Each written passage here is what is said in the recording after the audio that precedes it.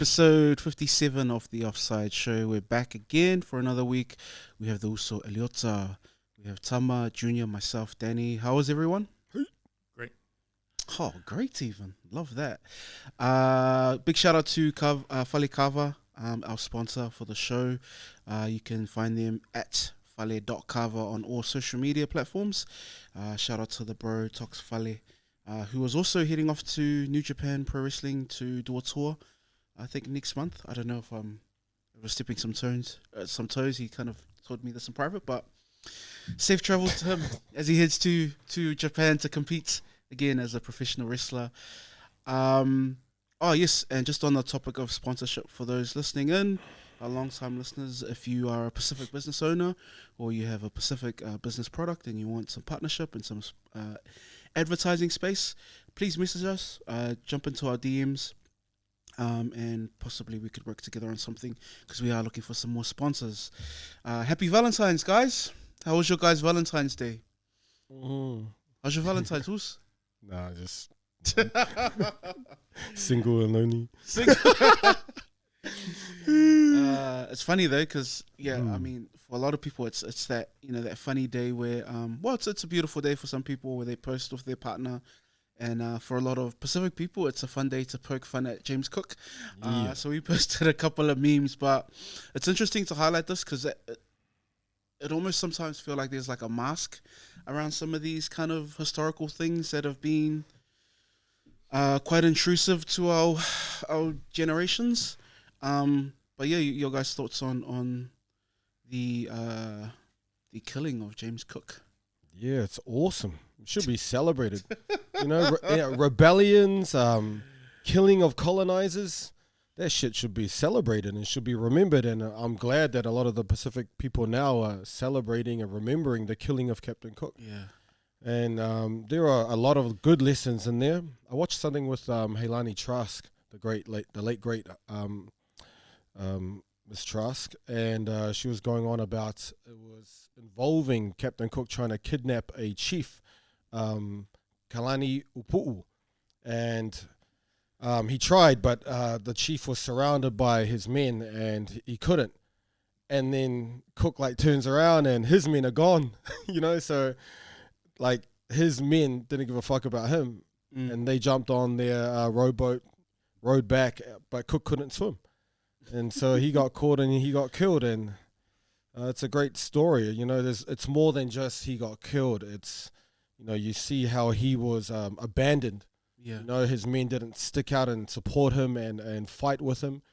They left him. Whereas on the other hand, in the Hawaiian Pacific culture, Chief Kalani, they would have stood strong. They're right there with him. No, it's a good thing to celebrate. And there's all these other narratives where they say, oh, Cook got killed because he was a god of Longo or whatever.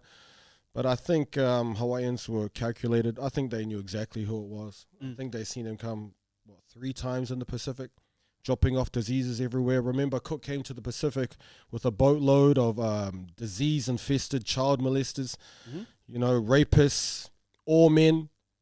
So it was like a biological weapon, dudes infested with syphilis. Man, what a way to put it. Absolutely. Biological weapon. Bro, they loaded up a boatload of fucking syphilis-infested men. The entire boat. No women, just animals, and the whole idea was just to infect and kill as many Hawaiians and indigenous people as possible, And so it's a great thing what the Hawaiians did. And it shows our people that, a lot of our people think that we were like, oh, it's white man. Nah, Captain Cook was fucking deliberately killed, there were so many rebellions in the Pacific that we don't talk about, Yep. And it's great that a lot of people now are remembering Valentine's Day. It's not Valentine's Day, it's a day that Captain Cook got killed. It's an awesome day. It's a day of celebration to remember that, our ancestors fought back. Our ancestors fought back and they killed their leaders, and it's a good day. It's a good day. What is the actual because I've heard many accounts of what happened to his remains. So there's the obvious story that they ate him. There's another story where they cut up his parts and they spread it to different parts of the Pacific. But from your point of view, like from your studies, what happened to his? Okay, so I disagree with the eating part. Maybe the Hawaiian historians probably do talk about that, but I don't believe that, because they had seen the damage that syphilis had done. They had seen the damage that the diseases had done. Right. You know, they had seen the damage that the rape and the sexually transmitted diseases, the way that they were getting it around the people was they were raping everyone. So I don't know why you would eat that person. So, True. So Where did that narrative come from then? Well, it suits that whole barbaric, animal, cannibal, Savage, savage narrative. I wouldn't be surprised with the cutting up and, into pieces, because dude is so dangerous, so damaging. They did so much destruction over his... Remember, the first thing he did when he arrived in New Zealand, killed a Māori person straight away. Like, didn't even bother to say hi, just started shooting up. Kidnap Tupaia and another local Aotearoa person. So, I mean, but I will surrender always to the Hawaiian narrative. Whatever the experts there say, who have done much more history and reading and research than I have. But I do doubt that they ate him, knowing full well the diseases that they had. And they knew it, because Captain Cook knew it. He wrote in his journals that he could see the damage that his men had done sailing around Hawaii. He could see the diseases, and people, were sick. He saw it all. And no doubt the Hawaiians saw it all too. Yeah. It's a weird thing if you note that down in your journal and you say, I can see the impact that it's made. That must be a massive thing. Like, if you can visibly see it, like a disease sweep across a group of people, and then state it down in your journal, it must have been massive. Yeah, absolutely. Yeah. And that might have been the whole purpose. That was the purpose in sending a boatload of infected, diseased, sexually charged dudes as well. You're on a boat for fucking 3 years with no woman. And we talked about him, they're fucking each other, they're fucking the animals here. Goat, bro. Yeah, the goat. And he's got his pet goat in his cabin. He's smashing that, and it's like deliberate. And then he let them loose. He let them wild, let these wild men on the island to do their thing, because that's the whole purpose, depopulation. And look at Hawaii now. It's just overrun with colonizers and, big tech businessmen. Yes, exactly. Zuckerberg and buying islands, owning their land. It's crazy. But it's a good opportunity to remember, our Pacific people. And if you look in the history of Tahiti and Samoa, and there's so many rebellions. The Canucks in Vanuatu, Solomon Islands. There's so many rebellions where our people fought back. Yeah. I think on that point too. Yeah, there's gonna be the audience people that go, "Ooh, why are you guys celebrating that?" And I'm like, flip side of that, to an extent, people celebrate Jesus' passing, which was essentially a murder, right? So it's like it's not as if we kind of highlight it in that type of way, but it's good to acknowledge that fight, that it still exists today, that it can still happen today if you keep pushing us. Hard out. I think it's good in any way you look at it, and some people might say, "Oh, we don't celebrate the I don't know about the word Holocaust, but there has been millions of Pacific people killed by colonizers over the years, over genocides and colonization. And it's if you say one thing about Captain Cook, you know what I mean? Yeah. This one person, you go, yeah, I'm glad we fought back. And then they're going to skip over the millions of Pacific people who were killed and be offended by what we say about Cook. It's pathetic. And we're living in these lands where they took everything. We're speaking English and all that shit, and they're going to sook and be offended by us talking about in a positive light that Captain Cook was killed. Fuck them then. It's great. It's great for our people to always remember that. Happy Valentines, guys. Killer Colonizer Day. We should call it. Killer Colonizer Day. It's got a nice ring to it.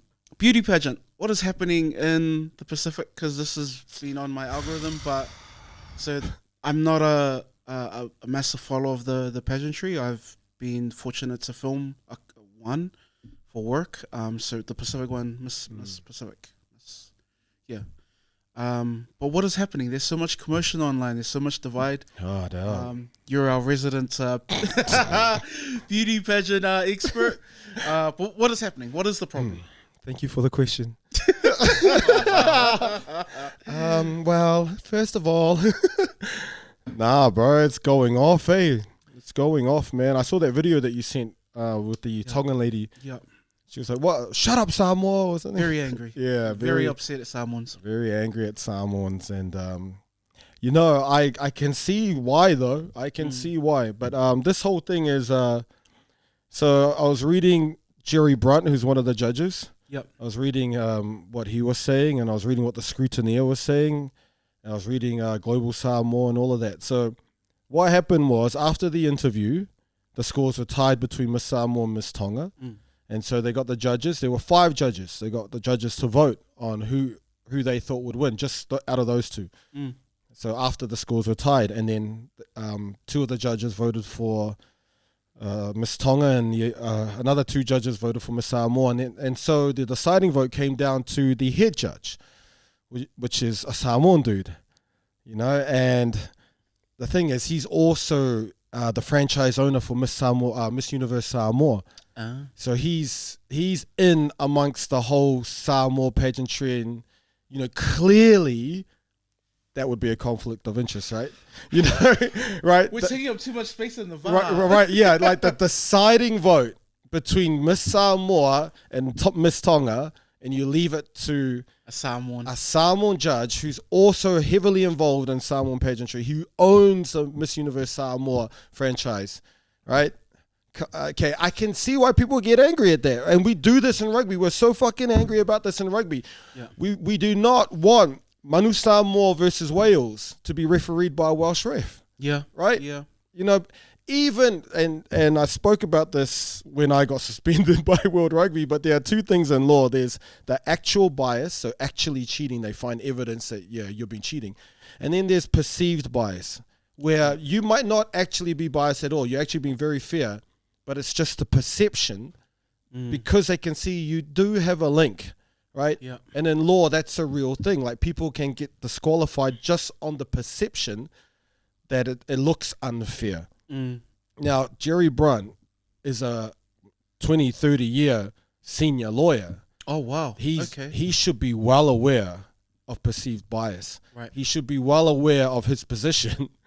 And I think in that vote, when it came down to those 2 judges, to those 2 contestants, that the Tongan judge step out and the Samoan judge step out. And then leave it to the other 3 judges. Smart. Yeah, that makes sense. And him as a senior lawyer, he should know about perceived bias. It's a real legal thing. Yeah, right. Judges disqualify themselves. Now I'm pulling out. It affects everything. It's the right thing to do. It's the right thing to do.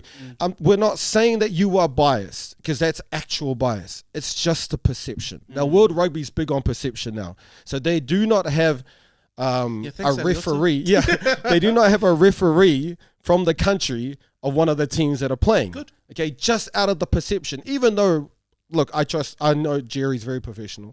I know these referees are probably professional. Look, I'm doing my job. Yes, we understand. But it's just the perception. It just looks like they could be, you know, and it avoids all of that. It's easy. Instead of getting people angry, just get a different ref. You know what I mean? You got all these other countries to choose from with great referees. Put in a different ref from England or something. You know, not a Samoan ref and not a Welsh ref. Yeah. Okay, and so there were only 8 contestants, right? And it's really sad. So we find out that the Tongan judge voted for Miss Tonga. The Samoan judge voted for Samoa. You know what I mean? And so we got these other 3 judges, one from Vanuatu, one who's a Solomon Islander who lives in Philippines, and the other one is PNG, right? Yeah. So that means like 5 of the contestants are covered with their own judges. What about the other 3 contestants? Because we've seen that 2 of the judges voted for their contestant. Yeah. You know what I mean? So there's all of that now comes into play.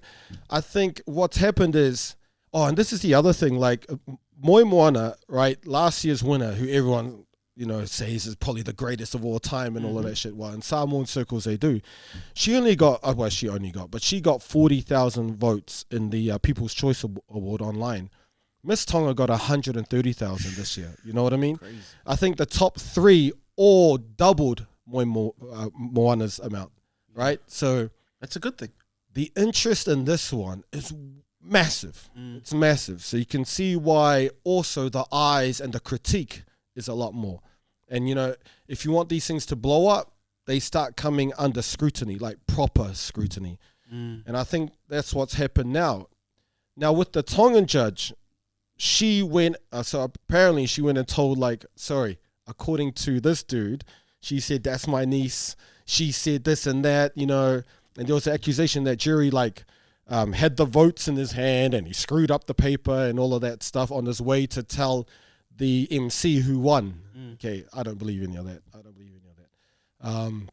The Solomon Island scrutineer, who's also a registered accountant. What's a scrutineer? So scrutineer only checks the marks. Oh, so you got your 5 judges, Yep. and then the marks will go to the scrutineer. Right. There were 2 in this case. The same thing, Miss Samuel pageants and all of that, and then they will check the marks, calculations and all of that. Sort of like a check, just a check, and then it goes to the MCs and that, and then they read it out. So the scrutineer said, and they explained what happened as well. They also said the scores were tied. 2 judges voted for Miss Samoa and Miss Tonga, and then Jerry had the final vote. And so they said no, there wasn't any of this. He took the paper and all of this stuff. And so now Jerry feels hard done by because he got stopped. There was a stop notice issued at the airport for him. Yeah. Right, and that was massive, right? But what they don't say is all five judges got the stop notice. Okay, it wasn't just him. Yeah. All right, so the other article will say it's him and the Vanuatu judge. Okay, but actually all 5 received a stop notice, but the Tongan judge and the PNG judge had already left. Okay, so there were 3 other judges who had to go through that. So it wasn't him. It wasn't targeting him. What it was is under Section 89 of the Immigration Act, I think, 2012 for Solomon Islands. It was merely for the police to conduct an investigation. Right. All right. So they needed to interview them all. And that's why they said, look, we're not arresting him. We'll look after him and all of that. We just need their point of view. Yeah. Because the Solomon Islands government got involved and they're the major sponsor of the event. Okay, and so they made a statement about, as the main sponsor of we must be satisfied that this event is not marred by allegations of fraud and results are credible and obtained through a transparent process. So they just wanted to interview the judges because there were a lot of complaints. Yeah. And obviously when you see that the People's Choice Award winner had 3 times as many votes as Moana, who's seen as one of the most popular ever Miss South Pacific contestants, winners, you can see why there'll be a lot more complaints. But so Jerry has now gone back to Samoa, and it's things like this comment that he said. He goes, the reason why I voted for our girl. Our girl. Exactly. The reason why I voted for Kako Kenye is because that's word for word what he said. It's shit like that, man. Okay? That already tells you that you're biased. Like, you know what I mean? Like, perception-wise, it's like the word, you're that's right. in an interview. Go look at it. And why would he say those words? You know, our girl. Yeah. You know, because he's being interviewed by a Samoan journalist at the time. And he says, the reason why I voted for our girl, he says it in Samoan, it's because of her interview. He felt his interview was better. But it's shit like that when you say our girl, you're Samoan, you vote for the Samoan girl, and you know that the last 4 competitions, 3 of them have been won by Samoa, and the one they didn't win, they were runner-up. Okay? Now, come on. There's like 20 to 30 Pacific Islands and shit. Yeah. And Samoa's winning every one, and people go, yeah, but we've only won 9 out of the whole thing. Yeah, but recently, the last 4, 3 of them have been Samoan. Like, you know, there's all these other islands. And so when he said that, you know, he shouldn't have said that. He also then said, I am going to demand an apology from the Tongan government for libel and for all the verbal attacks. Oh, he's playing the libel. He's playing the libel. You know, Samoans and their law, this libel law that no one else in the world has. bro. And I'm like, man, if I could do that, all the hate that I've received, all the abuse that me and my family received, you just get on with it. You should turn into Denzel's. I'm putting libel cases on Bro, all of you. What a waste of time, man. And so I understand that, yeah, he would have gone through a lot of shit. Yeah. But he also should take some responsibility and not be claiming that he's just a victim. Because he is a senior lawyer and as a judge. Like, if you go read, and I read a lot of advice by judges in pageants who say you must declare that you know nothing about any of the contestants. So what they do is they get like designers and other people, right? Like, you shouldn't know these contestants. You shouldn't be involved in what they're involved in. But him, as a senior lawyer with a lot of experience, he's very prominent in Samoa. He should have known about perceived bias, and by accepting that and then getting the last vote, which is so going to be interpreted as, that's bullshit, that's so biased. He should know that that's what's probably going to happen, man. And the thing, see, Jerry is very prominent in Samoa. In Samoa, the professionals don't just do professional shit. So a lawyer is not just a lawyer. A lawyer will own a cafe, will own accommodation. Every single lawyer over there has multiple businesses. Every single doctor, accountant has multiple businesses. And Jerry as well. He owns the Orator. You guys know the Orator? Yeah. So he owns that. There's also a chef in it. True. Yeah, bro. So he's onto it. That's Very why. Talented man. Yes, that's why he's a hard worker. Yeah. He's a hard worker, and unfortunately, in this situation, he is at fault in my opinion. Like, he should have never put himself in that situation, and it's the worst look. The deciding vote. And he could be working with her in the future as well, because I think, I don't know if you can check, but I think he's got the Miss Samoa, what's her name, Heilani, the half Sri Lankan, the one who came second in Miss Global or Miss World. Yeah, so I think he's recruited her, a former, she was in the Heilani Kurupu. Yeah. So I think he's recruited her for the first Miss Universe Samoa. So she'll be representing. So he might recruit this girl. You know what I mean? What do you mean, instead of our current Miss Samoa? No, so no, she is the current Miss Samoa now. Right. So Heilani is. She's fire. Sorry. Carry on. No, you carry on. No, I'm fine. She's beautiful. Anyway, carry on. Yeah. Oh God, that's just. Sorry. No. So he might recruit her for. No. So I think. Can you just see who the Miss Universe Samoa is? So he owns a franchise. He's the director of it. Instead of having a pageant, he can just go up to. It's Heilani. Okay, it's her. Yeah. So he's gone up to her because of her success. Miss Samoa, she was runner-up in Miss South Pacific, and she came second in Miss Global. I think it's Miss Global. Yeah. And so he's approached her and asked her to be the first of to represent Miss Universe Samoa. Now it's come back. There were other in the past, and he's brought it back, and she's going to be the first one to bring it back. He might approach this girl, right? Okay, to do next year's one, right? So that's why the conflict of interest. You know what I mean? What if he wants to give her the experience of representing the Pacific, more pageant experience, then I'll ask her to represent next year or whatever.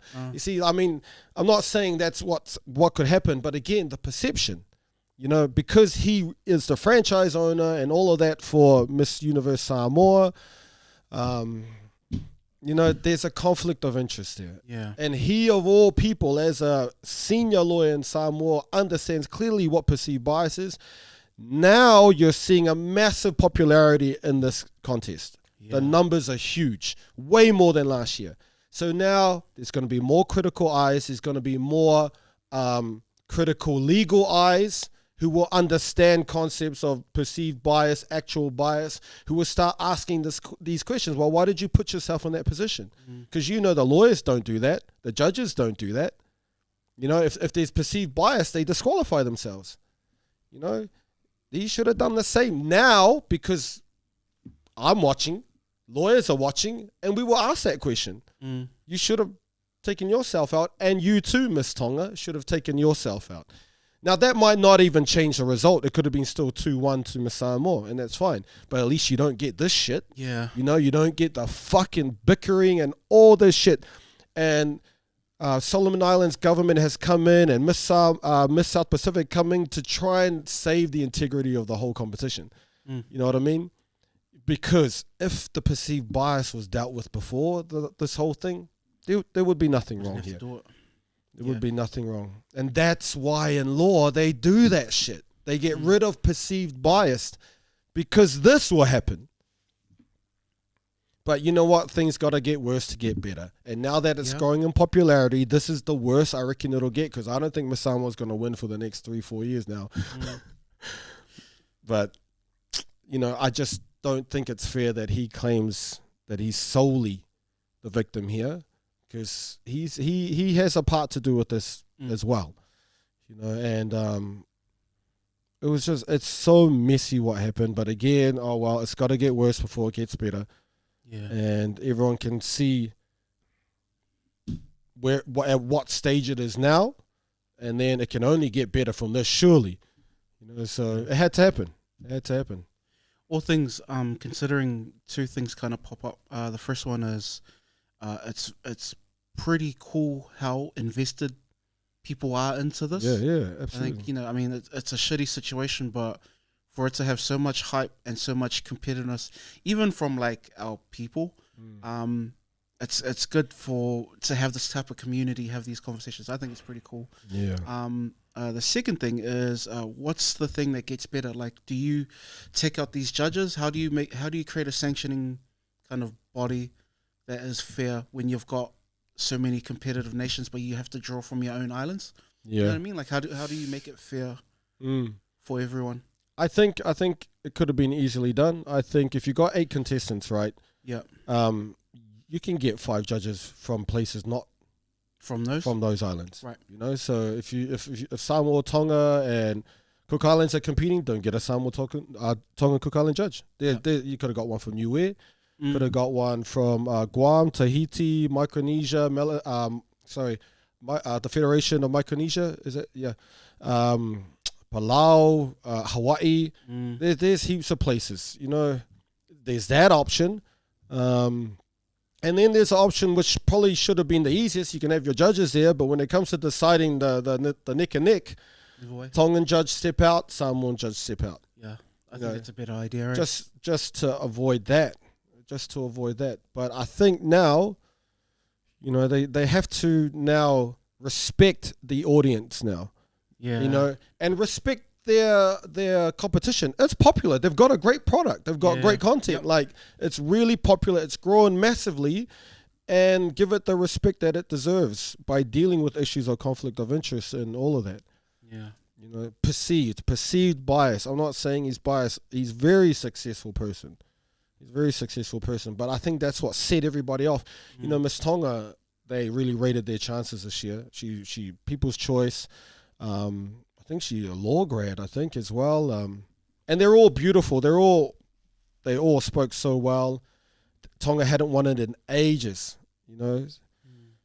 Even the judge was a former Miss Tonga. You know what I mean? So even that, you start, you know. So I think it's only going to get bigger. It's only going to come under more of a microscope, and people will ask questions. But in the Samoa Observer, I think published yesterday, Miss Tonga says, "It's Litara's. I will never accept the crown," and that's probably off the controversy. But it sounds like they're all good, and that's probably the worst part of it. It takes away from them because they're the one that have done. Them and their teams have done all the hard work, and so now we're focused on this one guy. Absolutely, and it's like, it's important, but what about these girls? Yeah, good point. But it's always like that. In the pageants, you know, Samoan ones, there's always something wrong in every single pageant. But the girls the girls are always so close. Yep. And this is always something that all the stakeholders, all the people involved in, because it's a lot of effort, you know, it's a lot of money, it's a lot of hard work that all their teams do. It always seems to be something that everybody else argues about. But when they go through this, because they're under so much pressure, they're going through it together. Yeah. You know, and so they're always so close with each other. No one is in their shoes. No one's in their pressure, and so they bond.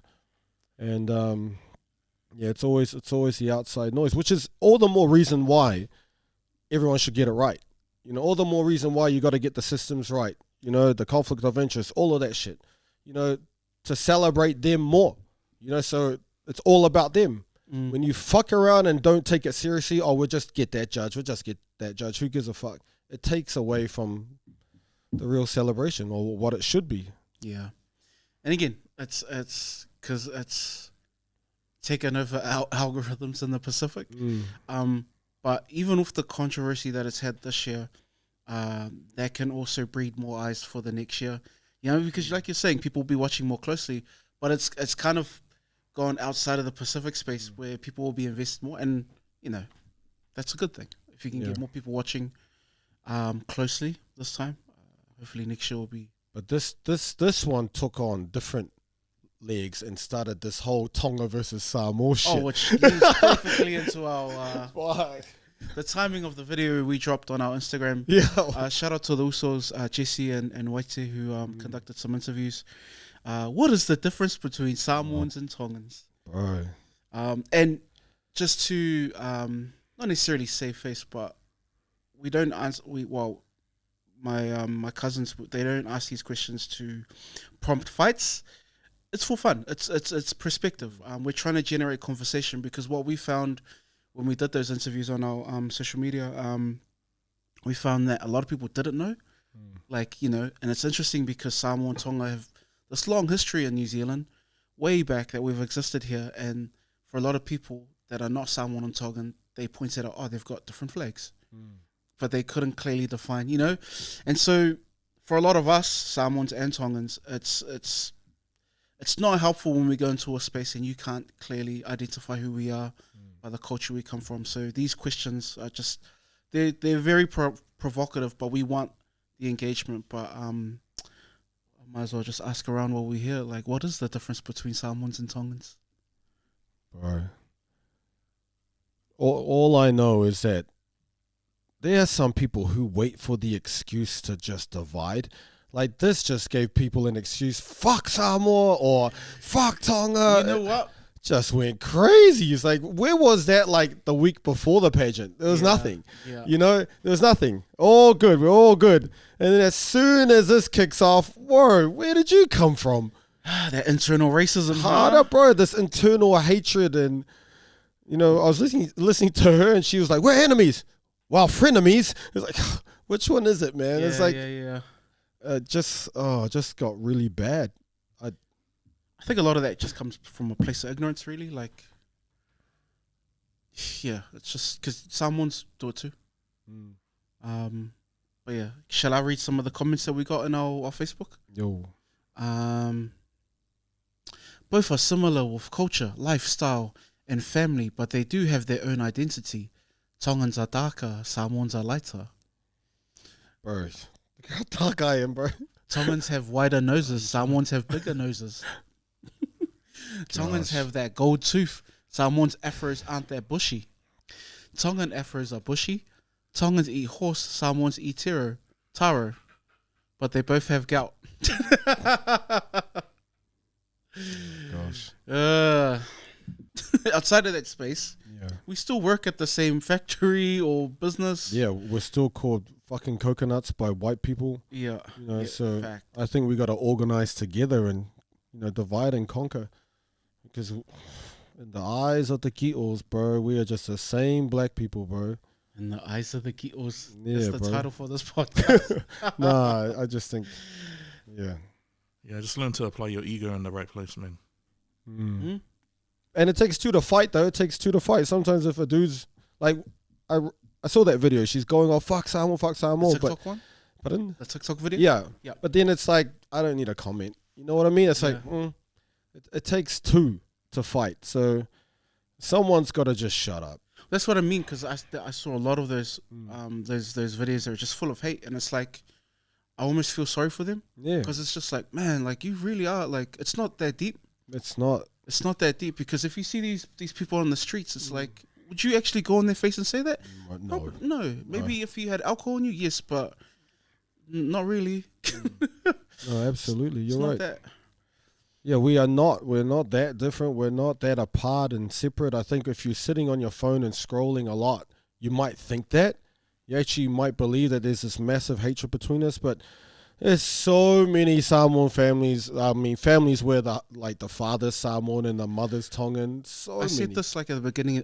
End of last year when I came back from Melbourne. I've been to a consecutive of 4 Tongan and Samoan weddings, and it wasn't just awesome. It was mixed. It was a Tongan guy and a Samoan woman, and a Samoan guy and a Tongan.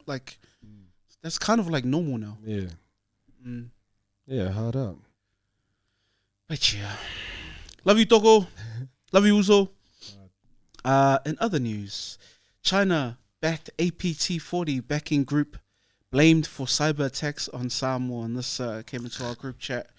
I'll read a little bit of the article, and this is from ABC News. Samoa's National Computer Emergency Response Team has deemed Chinese starter-sponsored cyber group APT-40 a serious threat to Pacific regions. Australia's ambassador for cyber affairs and critical technology called Samoa's advisory important. Break it down, guys. Break it down.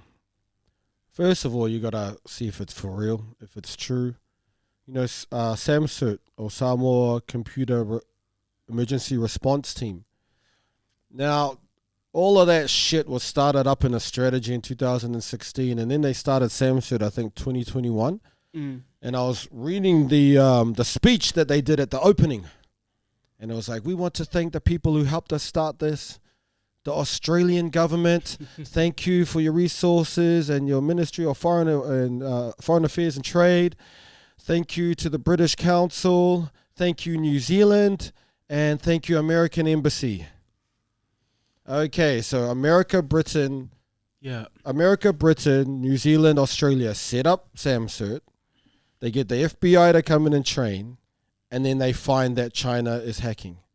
Come on, man. We've been talking about this, like America and the Western, the white countries, superpowers. The superpowers are always trying to create this narrative. And remember, the internet cables come from, I think is it Subcom? It is an American company that provides these internet cables. There's, I think, 4 going to Samoa. There's ASH, which is American, Samoa, Hawaii, comes from Hawaii. There's one coming from Tahiti.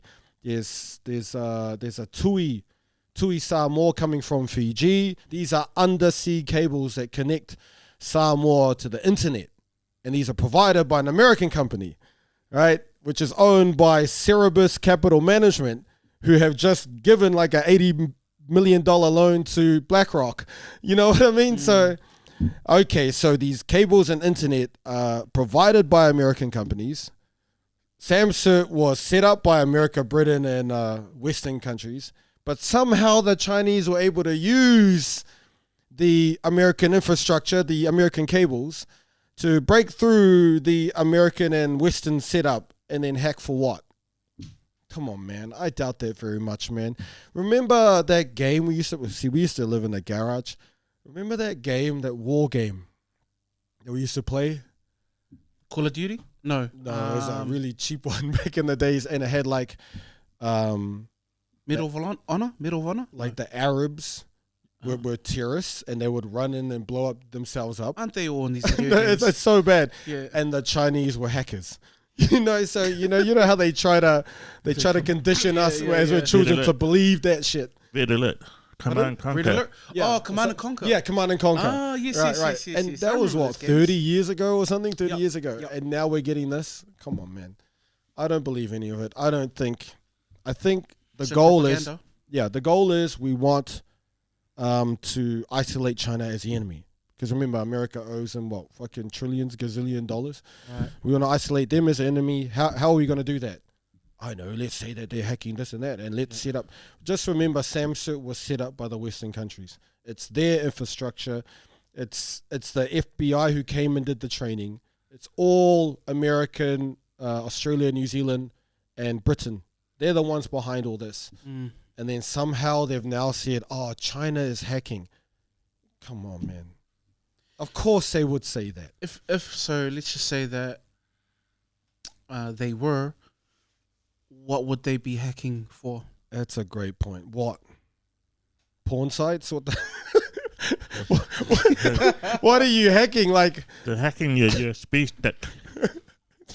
That's it. They're the ones that changed the result in the Miss Pacific. Oh, it wasn't Jerry. It wasn't Jerry. Free it Jerry. Was the Chinese. It was the Chinese. Bro, they might even do that, bro.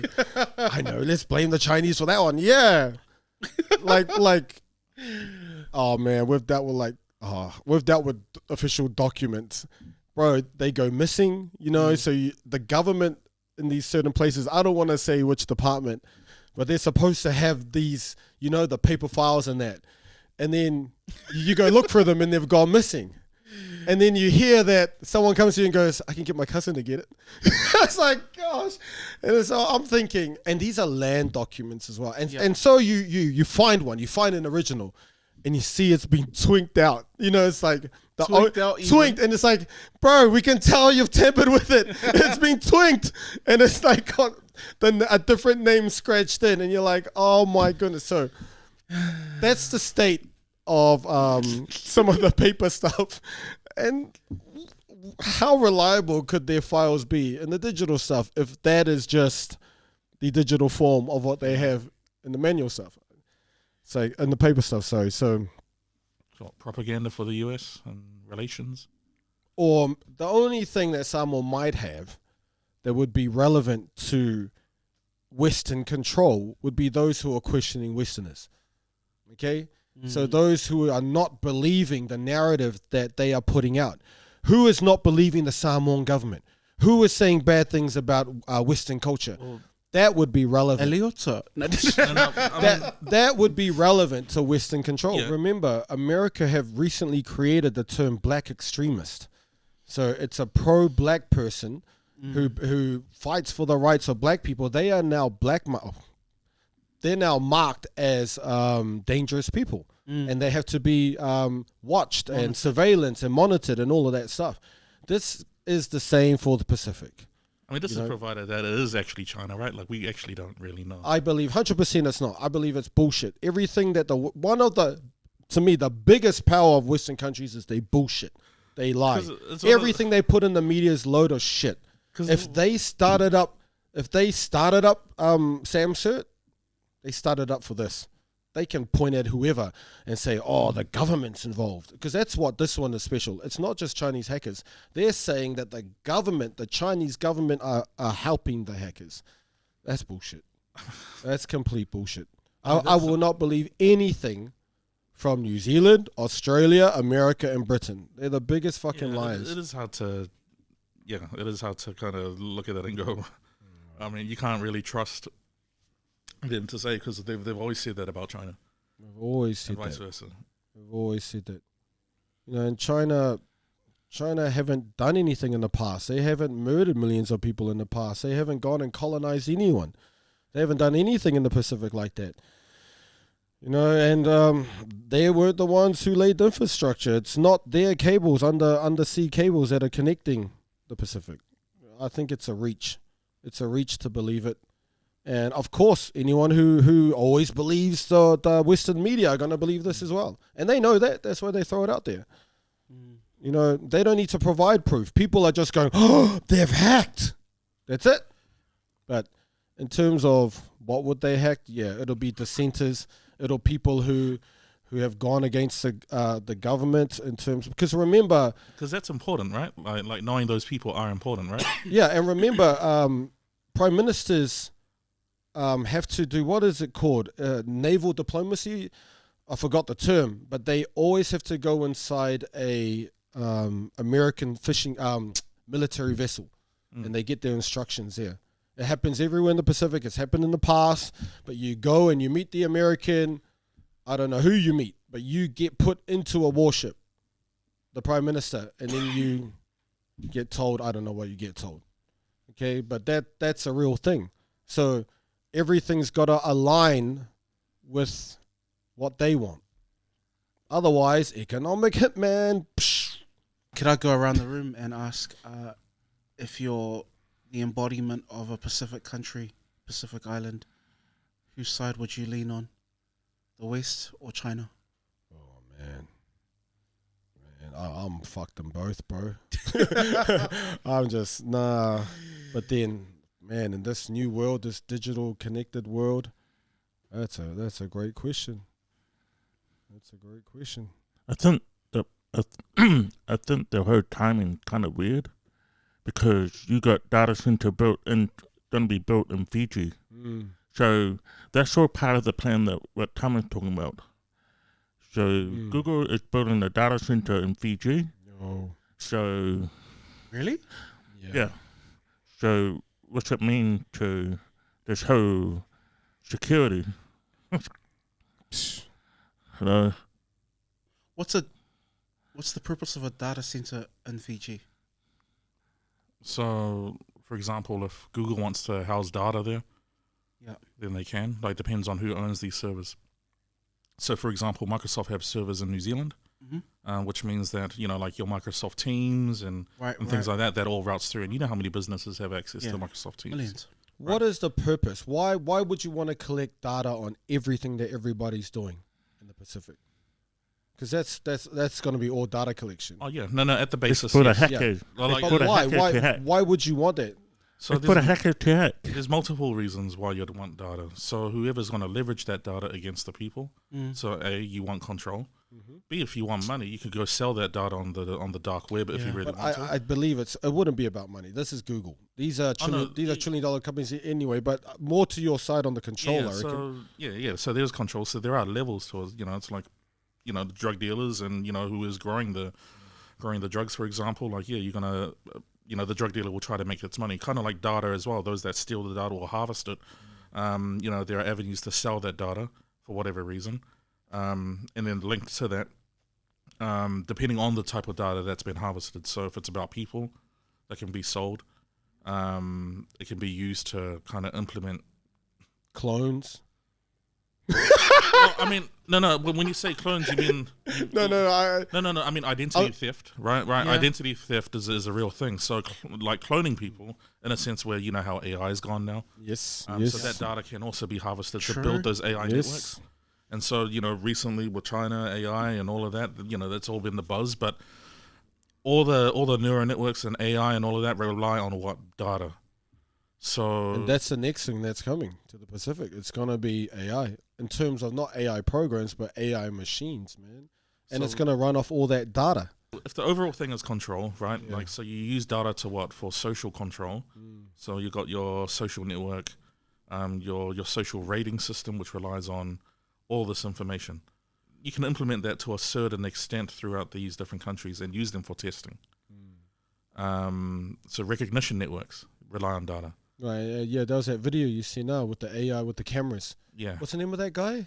Oh, yeah, Spanian. Spanian. Yeah, and how he did. Did you see that video where he's walking through and he's saying that all the cameras in China just turn to him? Yeah, turn to him. And coming to a Pacific island, you. Yeah, we'll keep tabs. Switching stories. Well, we get a lot of questions in our DMs, and thank you guys for engaging. But one question popped up on Instagram, which I brought to the table, which I thought was really interesting, and a mix of it's an interesting question to talk about as kind of this newer generation of Pacific people. But this is from Levaupolo Logan Kalani, and he asked on our Instagram, thoughts about some villages in Samoa moving away from iekongas for whaalewelaves. It was a discussion I brought up with a relative because we needed ears, but they were hard to find because the village have slowly phased it out and put money ahead of our Measina. As a first generation Gen X born off island looking at retiring to Samoa, it upsets me to see our cultural Measina being swapped out for money. Which is interesting that he's saying that this is happening in the village, trying to find an iekonga.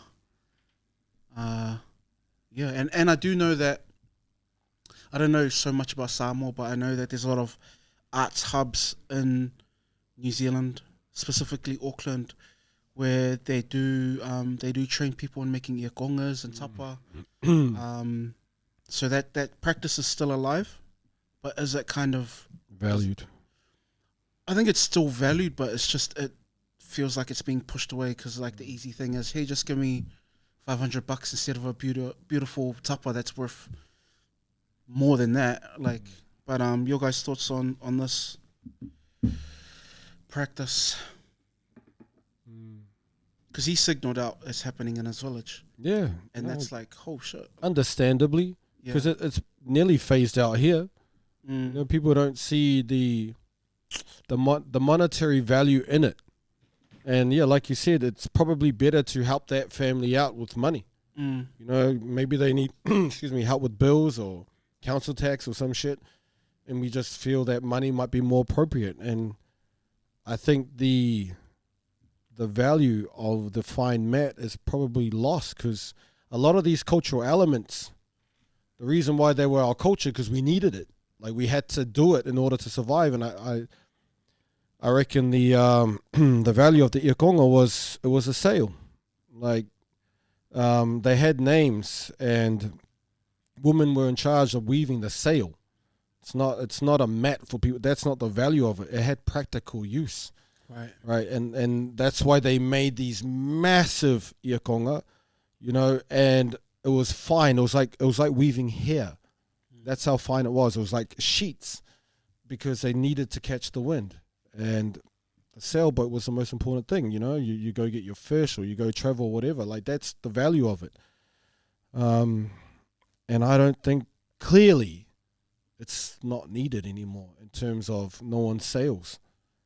And so you're trying to find something that we used. It was necessary, absolutely necessary in the past for our ancestors and our culture, our people to survive. Today, we don't need it to survive.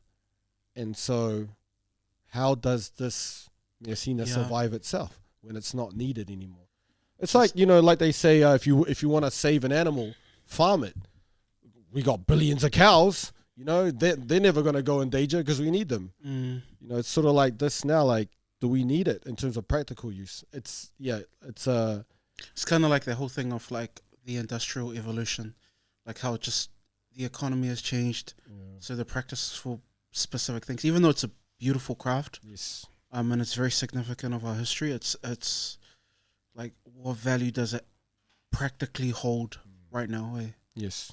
There's a really good story in the past on Kupe's navigation to Aotearoa when he's chasing the octopus. And one of the sails break because they're going in two boats, and he has to approach the wife. Oh, sorry, forgot the name of the navigator of the other boat, because her family are experts at weaving the sail. You know, so the value of it was that, bro. These were so important for sailing. The women mastered it. They were the great sail makers of the Pacific.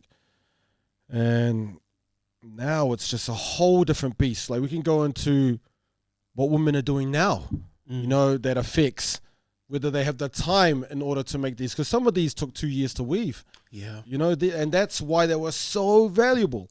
They took ages. They still take ages to weave. But who's going to care? Like, if no one needs it, why should we waste... Sorry, I shouldn't say waste. Why should we take 2 years of our life to make it? Yeah, that makes sense. It's just the attitude. It's really the attitude toward the art and craft. That's why it's slowly, you know, I mean, do we look at it seriously? Probably not. And because now we're in the technology that everything's about convenience. Yeah, therefore, we massive.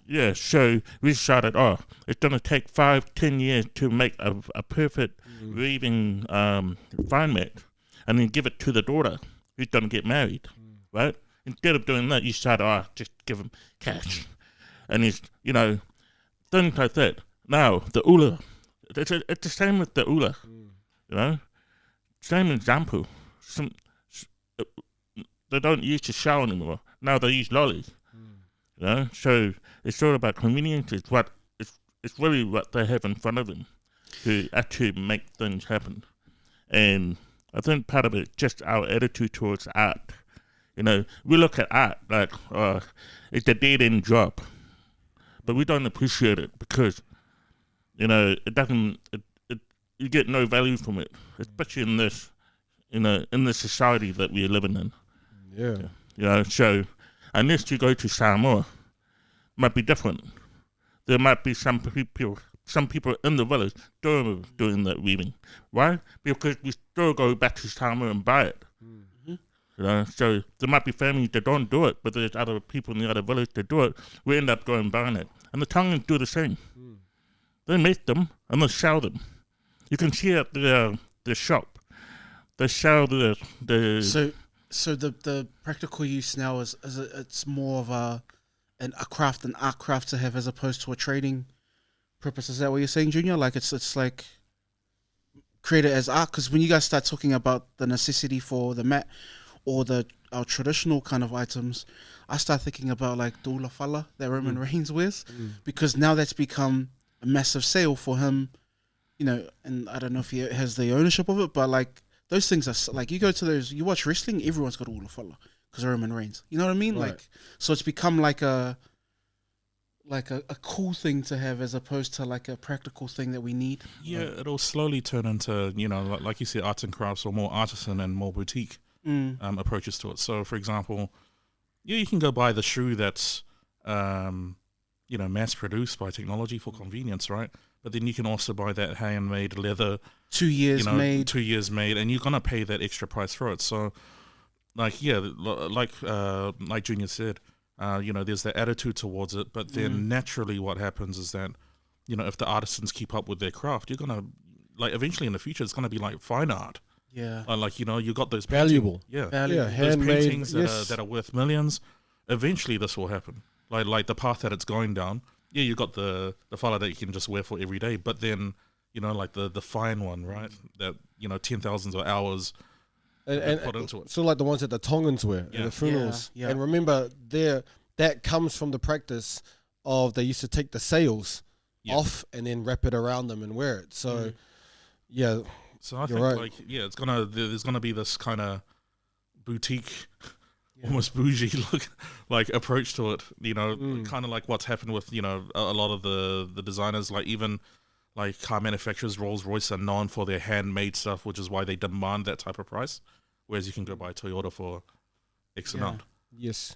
If you're just looking at it just cars as cars, but I think that's what may happen with this. Well, Right. yeah, it'll turn into artisans. I think it'll probably be that way too. We still have ours. We still have a lot at home in our cupboard. We keep them. We've kept them nice and tidy. Ours at home too. And whenever there's a funeral, we always bring them out. And the maintenance of it, Yes. Right, is the other one. You got to look after it as well. Like if you leave them in the cupboard wrapped up in a rubbish bag and throw things on top, Like folds. yeah, it's gonna fuck it up. But you that alone now is probably not good. You know what I mean? So you give that without giving any cash. I think that's a bit rude. Right. So you give something to help the family, to literally help them financially, and then you sort of got it's turned into more of a, I don't know, like a decoration. Oh, I wasn't going to use that word. I was trying to think of it. For you, like a novelty. It's a cultural thing, but the help that you give them, that's not really the help. That's sort of like like you give the cash with that. The cash is the help. Cultural supplement. So, Yeah. What is But so long as we keep like giving it to each other, you know what I mean? Yeah, and like a practical use for it, yeah, right? and we keep it circulating. And the Tongans have found real use out of it. Mm-hmm. Like it's so valuable. It's so empowering seeing the way they go to their funerals and their things, their formal stuff as well, not just funerals, and they're wrapped around in it, and it's awesome.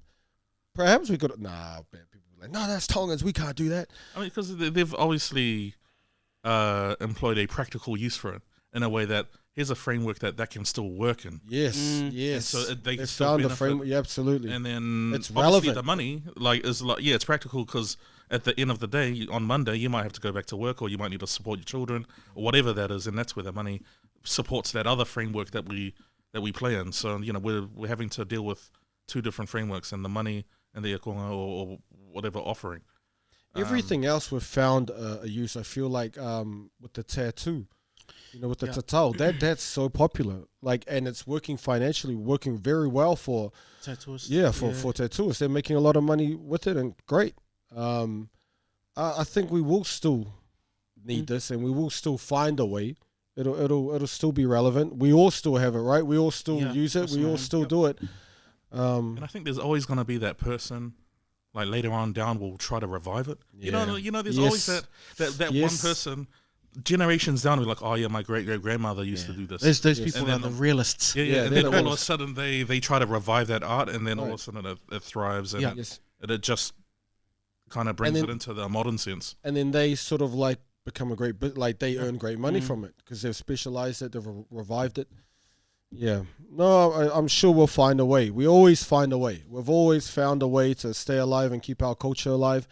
And I'm sure we'll find a way because it is very important. There's a lot of lessons you learn when you're trying to make it, like patience, hand-eye coordination, teamwork, it's still very important to remember that part. And it's interesting though, like how this world, this Western world we live in, like it can erase, not just killing people, but erase cultural things. Yeah. When we center money and convenience. Well, we're at the start of rugby season here in New Zealand and across the Pacific. The Super Rugby just kicked off this weekend, and we started with the Canes and Crusaders. I caught the last 20 minutes of that game, and I was pretty surprised, but also happy for the rugby community. It looked like it was very busy in the South Island at a sold-out stadium, I believe, in Canterbury. Good 20 minutes. It was actually pretty entertaining, and my brother who was watching the game said it was a really good game. But even though the last two tries I saw were Moore's 2 meters away from the try line, so I'm like, damn, it was the long range tries. So they picked up from last year. But no, the Fijians were exciting as usual. Sevu Reece carved up. Naholo on the other side was amazing. So I watched that. But your thoughts on rugby? You excited? I tried to watch the Highlanders because I tried to watch it. Ended up changing the channel, but I was excited. I am. I'm gonna watch the Blues on today. What time does the Blues start? 7:30. What made you excited? What made you excited? Suoliti, I was just picking up individual players. When does Moana Pacifica play? Did they play this week? I believe it's Sunday tomorrow. Oh, okay. Yeah, I'll definitely catch that one. Another Super Rugby season. It might just be it might just be my algorithms. But it didn't feel like there was too much hype behind it, and not just social media, but on TV. I've been watching a lot of TV recently just because of work and stuff. But like, I remember being a kid and being excited for Super Rugby, Super 12, Super 12, NPC, and I don't know if it's just kind of this vast world we live in where we're not just competing eyes for like rugby. Like there's so many things that we watch now, but it feels like rugby here is not that popping anymore. And there's also another sport on the other side called rugby league, which a lot of Pacific people have now gravitated towards. So I don't know, you guys feel that as well? Like, is rugby still popular here? Absolutely. I think with our disposable income and our disposable time, there's so many other choices, and people got devices as well. Now people like scrolling on TikTok and that. Disposable time, you say? Yeah, disposable time as well. I mean, people got finite time. You can't watch them all. And people are making content and all of this shit. So just taking it for granted. Yeah, I know mainstream are trying to push it. I saw their 100 best New Zealand players. The Herald, I think, put it out. They had Artie at number 1, Cam Roy got 2, and like currently, the top 100 New Zealand players, and Hoskins at 3. Yeah, Hoskins at 3, and he can't even make the All Blacks. Can't even make the All Blacks. What? Are you kidding? Yeah, bro. They had Hoskins. Even though I would put him in the All Blacks, Where was Satiti? At 6. Oh, I didn't see it. Was he in top 10? No, I don't think he was. Maybe he was. Yeah. Yeah. So I saw that. I saw them trying to drum it up. But there hasn't been that much hype to me, but I'm on the same wavelength with you. Like I'm tuned in to see Moana Pacifica. yeah, And especially if New Zealand are still rating him number one, that's pretty cool.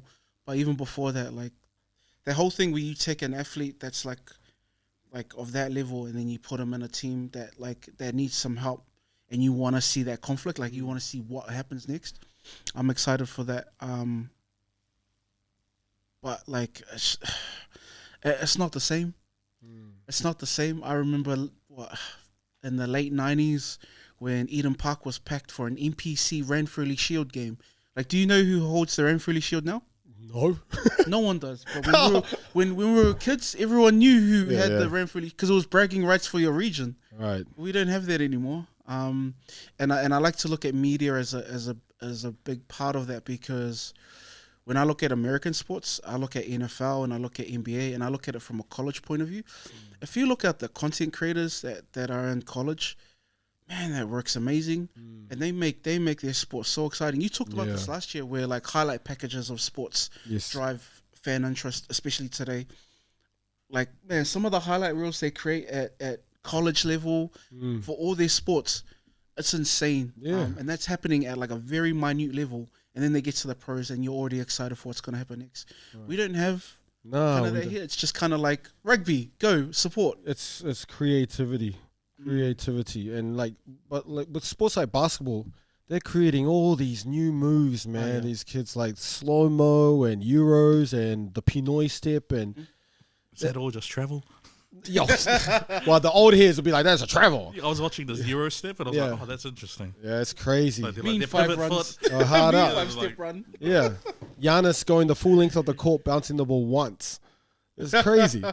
And so, but like you look at, like you said, the social media and the content they're creating out of these sports is so creative, and it makes you want to play it and try the move. We need something like that in rugby. We need a jump stepper. We need someone who's doing a slow-mo jump step. You know what I mean? Or doing a double tap jump set. Something. You know, like one, not just the body run it straight, like, because I'm not running it straight to people, bro. like we want to see something. The social media side, maybe a character, a personality, someone who's loud outside of rugby. You know, someone who you're gonna see talk about the issues that we Pacific people need to be talked about. Like maybe we need something like that. Because people are now looking into different things, and maybe that's what rugby needs, a personality. I was just going to say personality. That's what I say. Because it's the same dudes. They're saying the same speeches that were said 20 years ago. Full credit to the boys, man. Same thing. And like, you know. Would it be fair to say that a lot of the rugby kind of talk and media is all geared towards who's going to be making the All Blacks? Yeah, because that's all I hear. That's because every game is like, as a result of it, all I'm hearing is, oh yeah, this person would actually suit the All Blacks and blah blah blah. So there's this whole culture around like the idea of rugby is just building towards this All Black squad. It has to be because and that's part of the boredom behind it, because all you're really looking at, you're taking away from the individual success and, to a certain extent, the teams, where everyone's just this, who's going to perform better on the day. You know, on that, like what you just said. And we're just building towards this All Black squad. Yeah. And it's just All Black culture. Because if you look at the NPC of the late 90s, early 20s, they had like 3 divisions, right? So you had the top division, second division, third division. And that's what made that competition so interesting, because it wasn't about the All Blacks. It was about who can make that top division, who can win the Ranfurly Shield. I remember watching, I think there was like third division, but there was this Tongan player who used to wreck house, and people were invested in him because they wanted to see what he would be like if he competed against the All Blacks or All Blacks type of players. That was Aleki Latui. Oh. And I remember him playing, and everyone was going, oh, this guy's the man. And then they put him up there with the Chiefs and all of that, and it was like, he was the man. He was the man. And then he was legit the man. But that's what made it fascinating. Yeah. Because it was kind of like, it was more than just the All Blacks. It was about rugby. Because that's all I, like, as someone who doesn't really follow rugby, when I look at rugby media, all I'm getting from it is, oh yeah, this who can qualify for the, who can qualify for the All Blacks all the time. They have to protect their product. Their money-making product is the All Blacks. But at the same time, they're killing it. But that's the thing. Like, it doesn't make me interested in watching the game. Yeah, well, that's why they got to change the rules. But they have to. They have to get that in the players' head that you got to play for the All Blacks. You want to play All Blacks is this, All Blacks is this. Yeah, I understand. But like the media side of things, as soon as you start promoting the individual stuff, then tall poppy kicks in. Well, it's not just tall poppy, but then... But you know, the adverse effect, like, why is this guy standing out so much? Or why is this blah, blah, blah? And then they start pulling him down. Or pulling those individuals down, and then it becomes, now we've got to look at it as a collective again. Imagine if Hoskins Tutu came out and he just started bad-mouthing everyone and saying, I'm the best. Well, which would be awesome. But then, you know what everyone's going to say? Well, let's see it. Humble yourself. No, let's see it. And so that's a great thing about talking shit, man. And I believe in talking shit. I used to talk shit all the time. You have to back that shit up, bro. Yep. You have to. Otherwise, your talk don't mean shit. People are like, ugh. Yeah. Like... I love that. I would love for someone to talk the shit and then go out and walk it, or talk the shit and everyone try and smack the shit out of them. I would love that. Just something. And the media, the ploy to talk about the All Blacks all the time, it has to be done. You got to condition the Polynesian athletes to want to play for the All Blacks, because if they go like league and they go and play for Samoa instead, bro, remember the All Blacks brings in billions for New Zealand. Even billions. Like, regardless of whether it's Islanders or Palangi, all of that, all the media is like just oiled machine for the It has to be. It has to be. Well, then expect a dying sport then.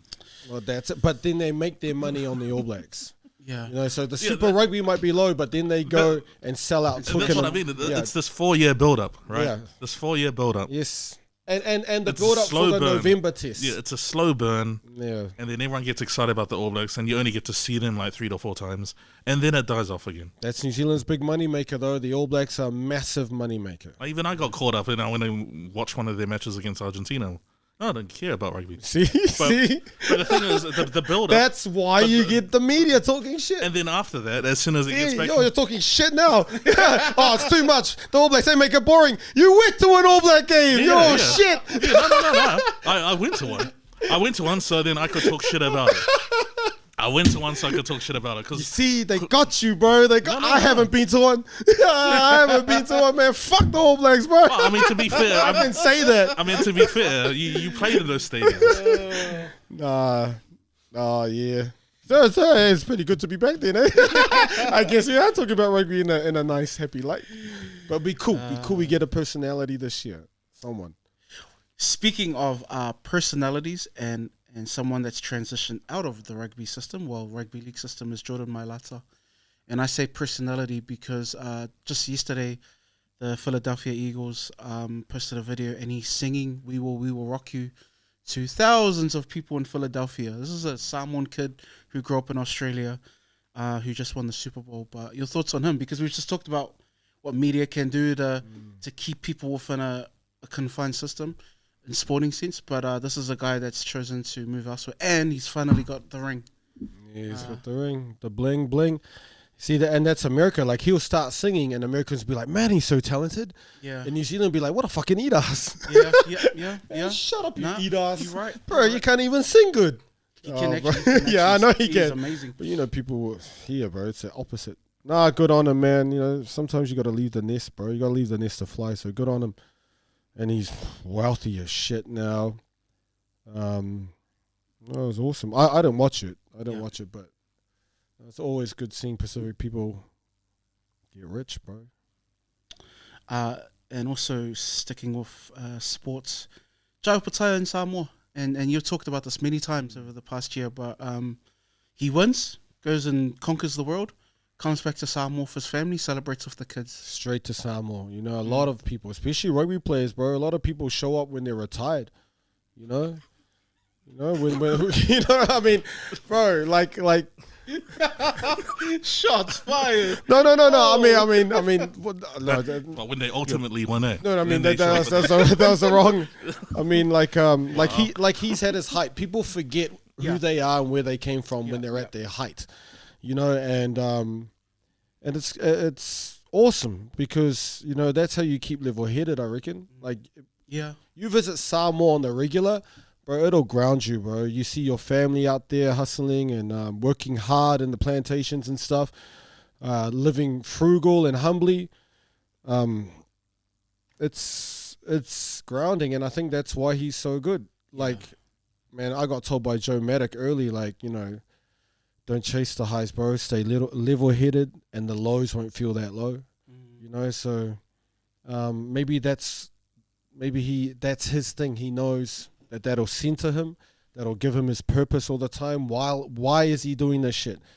And it's not the bright lights, you know, the women and all of that stuff. Like, he's grounded in something deeper, and sometimes some people need to go to Samoa, need to go back to where they're from to keep remembering that. Other athletes won't.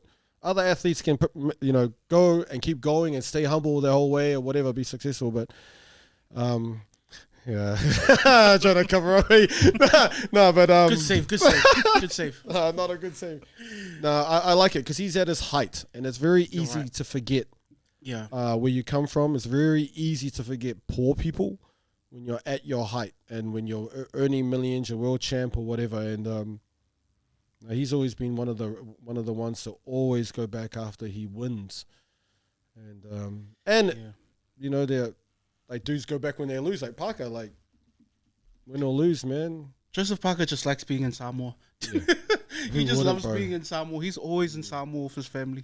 Yeah, he is. But I like what you said about Jai Opetaia being at his height, because you're right. Like, you know, for the amount of money that he's accumulated and earned himself, he could be anywhere on the planet, and he chooses to go back to Samoa. But he also chooses to interact with the kids, the families, the teachers. Always does. He always does. And when you see a person when you say like at his height, like there's no higher you can be when you're the top of your division. Like, he's literally the best on the planet what he does. And so when you're that and then you take all that worldly experience and everyone, you know, all the social media videos and all the media behind you and all the excitement that the other side of the world see, and then you come into a place where there's kids around there looking at you, that imprint in itself is so massive. That image is so massive. Yeah, and like you said, like, they know he could be anywhere in the world, but he's chosen them, you know, and just being there elevates people spiritually in that. So no, that's really cool what he does, but he always does it. And it's no wonder he's as successful as he is. Like, he's always stayed grounded, and you hear his interviews. He's really philosophical. Yeah. He's conscious about consciousness. He's like very bars. It's like, what does that even mean? You want to cut that out, or you want to keep it even mean? Bar. He's conscious about the consciousness. But no, self-awareness of self-awareness. Yes. He's not artificial. Yeah. No, he's always been about that. So I think, you know, when you're winning, you don't break up the formula for your success. True. And so he's winning while doing this. Keep doing it. Don't fix what's not broken. So, did you watch the video I sent of Joseph Parker? How he's kind of he's gone heavy on the YouTube social media content by making a documentary series. Yes. Did you get to watch it? No. Okay, that's all good. No. I did watch some of it. I saw him like sliding around the dojo on the cardboard. Oh, yes, dragging his feet and stuff. Yeah.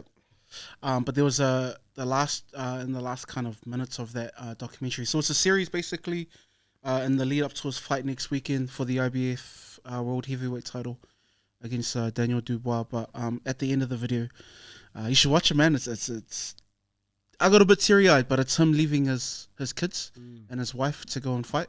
Yeah. And so he hops in the back of a cab, and he's just sitting there, and he's not putting on an act, but he just breaks down. He starts ganging, and he starts talking about like the sacrifice he has to leave his kids behind to go on the other side of the planet to go and conquer, you know, the world. So I thought it's beautiful, but it's also nice to recognize that the hard work that these guys. The sacrifice. The sacrifice. Yeah, if you want to make it to the top, it's sacrifice. And I'm sure the other fighters had the same story. Mm-hmm. Like, that's what comes with the game, with the success, is you got to sacrifice. You got to take time away. You got to do things that no one else in the world is doing in order to succeed in a place where no one else has succeeded. You got to do that shit. And he's done it before. So he will know that in that emotion is there, but it'll subside. Emotion is fleeting. It'll go. And then the reality will set in of what he has to do. Got a job to do. You got a job to do. So then comes in the logic. Okay, so he's got to stay focused. He knows what to do. Yeah. But every athlete, you know, if you have dreams of becoming, not even an athlete, if you have dreams of just being someone, being a successful person, you got to put in the grind. You got to put in the sacrifices. You got to put in the effort. And it's not easy. None of it's easy. That's why I went off on my boys today.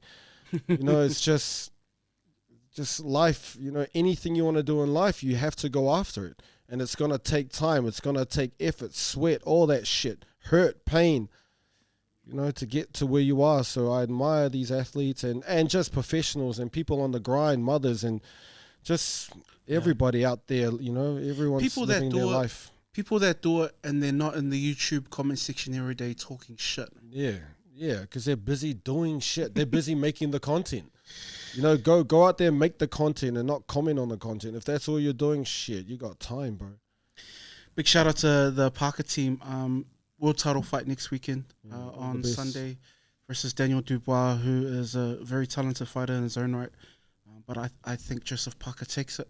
I think it's a tough fight, but on the new team, the new coach he surrounded himself with, and the people that he's got involved with him, he's been doing great. Yeah. I really thought he was on the down, and when you're on the down in boxing, that's it. Yeah, that's it. It's hard to get back in that circle, but he's come back. He's come back, and he's been in the boxing for ages. Yeah, and he's done really well. He's not fighting bums. He's fighting the top. Yes, of the top. And he's done really well to get back, and this would be his best chance. Remember, David Tua only got one shot. You know, you're right. He only got one shot, so Parker already is probably the most successful Samoan boxer. If he wins again, it'll be a two-time. If he wins, yeah, for sure. So, and he's looking great. Like, I thought he was on the out a few years ago. He's come back awesome, winning those fights. It's something weird, like when you're in that older age, just everything means more. You understand everything a lot more than when you're young in the professional. When you've had failures, you just appreciate everything more. When you appreciate everything more, you work that extra bit harder. And all the best to him. All the best to them all. To everyone. And this week also, in our last topic, this week also the premiere night of the Tina movie kicked off. And the reviews have been amazing, and everyone's raving about Anna's performance, and that's kind of a no-brainer for us. We already knew how great she was, but were you invited to the premiere? Anna came around with Villa, and she asked if I wanted premiere tickets. And so Malu hit me up when we were watching it on the news last night. Yeah, she was like, "I can't believe you said no," and I was like, because Anna said, "But what about for the kids?" You should have taken the kids. I know, I should have taken, but I was like, "Nah, it's too many people. We're busy." Perceived bias. Yeah, and I felt really sting. We're sitting there watching the news, and like, damn. And Malu was sitting next to me. She was like, "Man, you should have got us tickets." And I was like, "No, we were busy. We had these other things to do." But nah, sorry guys, I can't do premieres. Is it just being in a space with people that you don't know? Or? Yeah, that's too many people, man. So I couldn't, but I can't, bro. I can't, man. Fair enough. And I know that you've got close ties with Annabella and Vala. You've mentioned this before on the podcast, but I'm so happy for her. Yeah, bro. She is an OG, and she deserves this. She deserves more. But amazing actress. But I've heard reviews from this outside of what you've seen on social media from people that I trust, and they say it's an amazing film. And I'm like, I'm so keen to see it. I'm so excited to see it. And we will watch it as a team, and give our honest review upon release, which I believe is the 26th. So get your tickets ready for a family film. And I like movies like this. This is my media brain talking, but when you have these beautiful films that do well at the box office, it just means more for the rest of us creatives as well. Samoan director, right? Samoan director. It's Miki Mangasiva, who is, I believe, he's the younger brother of Robbie, older than Paul. I'm not too sure, but he's a legendary TV a commercial director, TV commercial director. So he's really he's done, good on him. He used to do all the Fresh Up ads way back in the day, and he's done a whole bunch of others. But it sucks because when I see someone like him do it at this level, it's like it's almost like 20 years too late, because he should have been getting these deals. Same with Annabella, same with all our talented Pacific creatives. They should have been getting these opportunities 20 years ago. That's what I think with Anna. Like, you know, some dudes who have made Hollywood and they've brought along people from New Zealand. Like, she should have been one of them, man. Of course. Like, Yeah. I reckon she's the best. She's the best here in this country. And she's always had range as well. She's really funny. She can do comedy. Yeah, she can do drama, horror, really whatever. well. I reckon she's the best. Mm. And it's no surprises that people are like just celebrating her. Yeah. She is the best. She's a wonderful mother as well, man. She's just her vibe as well. She's so positive. Yeah. No, it's awesome. Awesome they're getting the success that they deserve. And yeah, shout out to the director as well, because they asked him about his younger brother.